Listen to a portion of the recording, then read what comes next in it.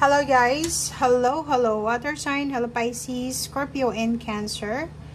Welcome dito sa aking channel, Kapalaran 888, water sign, Pisces, Scorpio and Cancer.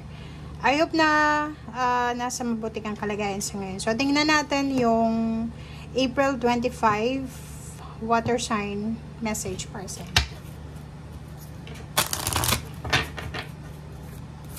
General reading to guys, so pwede kang makaresonate. Gamitin mo ang iyong intuition. Water sign, Pisces, Scorpio, and Cancer.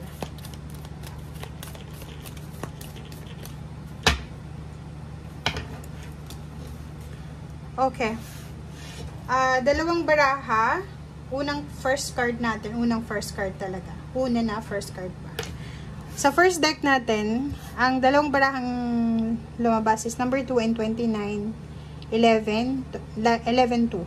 Okay? So, sinasabi ng baraha mo sa'yo dito na may madidiscover kang life purpose mo siguro sa araw na ito. Or siguro may hindi ka pa nadidiscover na talent mo.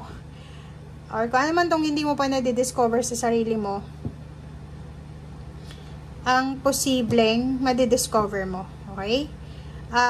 Sinasabi ng baraha sa'yo dito na iwasan mo din yung self-sabotaging, self-pity. Meron ka bang mga bisyo? Or meron ka bang mga negativity or negative thoughts, negative habits or unhealthy habits na ginagawa na alam mong bawal? Kailangan mong iwasan ito. Okay? So, nakikita natin na if ever hindi mo pa alam yung mga kung ano yung purpose mo dito sa mundo, posibleng sa araw na ito, isang unexpected encounter na posibleng or pangyayari events na marirealize mo kung ano yung purpose mo. Okay?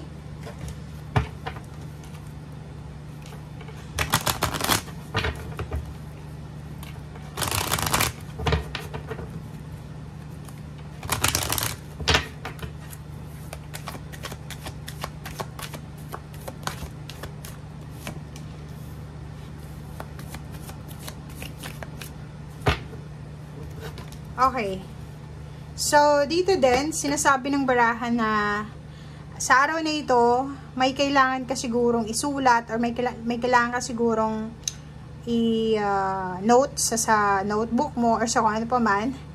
Nakikita natin dito na para hindi mo makalimutan, di ba? Like, mayroon ka sigurong mga kailangan na importanteng numero, address, or paperworks, or mga assignments.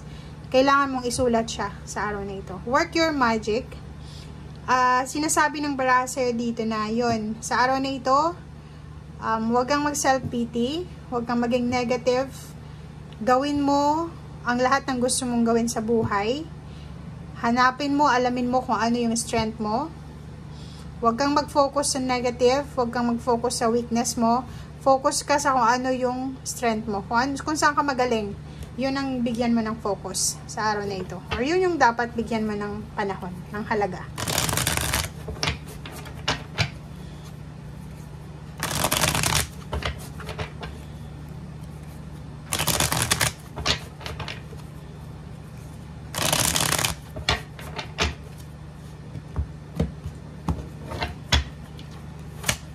Okay. Queen of Coins. Nakikita ko sa'yo dito, may hawak ka bang pera? Malaking halagang pera? Bago ka bang sweldo? Or pwedeng nag-withdraw ka ng maraming pera? Or pwedeng mag-deposit ka ng maraming pera? O ano pa man? So, comment down below. May hawak ka ngayon na pera. Queen of Wands, financially, medyo free ka naman. Wala ka namang masyadong issue sa money. Parang nakikita ko sa'yo dito. Maayos naman yung takbo ng pera mo. Maayos naman yung flow ng money. Okay? Itong queen na to is dalawang babae siya.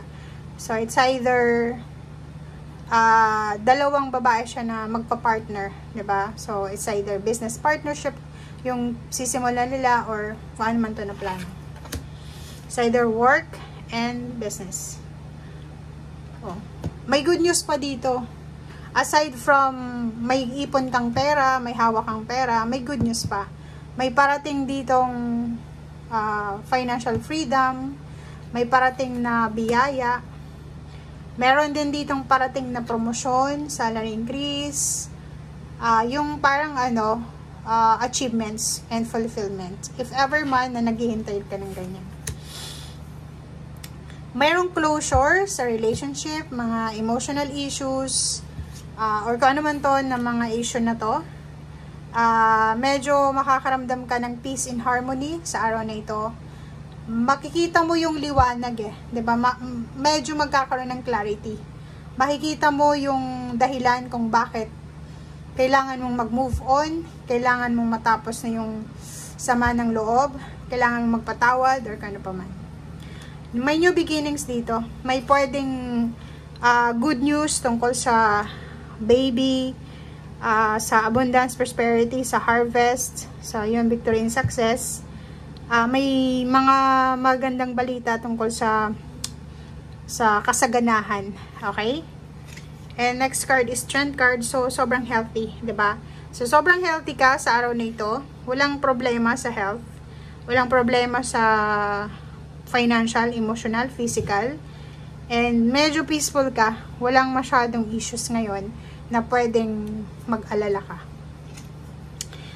Queen of Swords. Nakikita ko sir dito na may kailangan kang bigyan ng halaga or pansin sa araw na ito. Yun, pahinga. If ever man napagod ka sa araw na ito, if ever man na nakakaramdam ka ng sama ng loob or sama ng pakiramdam, magpahinga ka sa araw na ito. And if ever man na naghihintay ka ng pera, huwag kang masyadong magpanik kasi darating yun. Darating yun sa tamang panahon. Or if ever man may nangutang sa'yo, huwag kang masyadong ma-stress sa pagsingil or kano pa man, maningil kasi darating siya. Page of Coins, diba? May parating na pera, good news, information, contract signing, and nakikita ko lahat ng sacrifices mo, lahat ng sakripisyo mo, lahat ng dito, sa sakripisyo, pagtatrabaho, lahat ng ginagawa mo sa ngayon, noon, o kung ano man tong ginagawa mo, water sign, ay posibleng magdadala sa'yo ng harvest and positive outcome. Diba? So, iwasan natin yung self-sabotaging sa araw na ito, kasi sayang Huwag mong gamitin yung oras, yung energy sa pagsabotahe sa yung emosyon, sa yung physical body, or sa yung mental or financial, kasi sayang yung oras. Maraming blessings ang parating sa'yo. Okay? Thank you guys. Bye!